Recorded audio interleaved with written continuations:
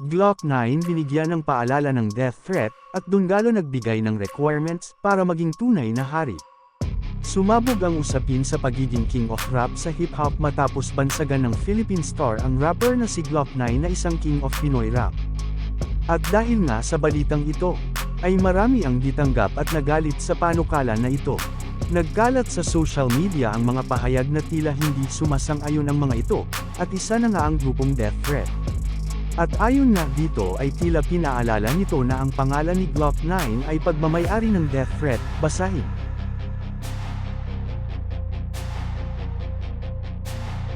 Ang grupong death threat ay ang grupo na kinabilangan noon ng rapper na si Glock 9. At ayon naman sa pahayag ng page ng Donggalo Records, ay nagbigay ito ng mga requirements para sa pagiging isang tunay na hari at hindi basta kiniklaim lang. Halika basahin.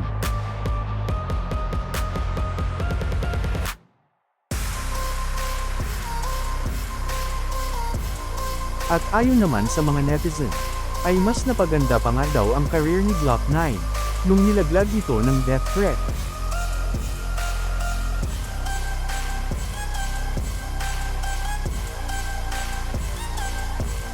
Ano ang masasabi nyo?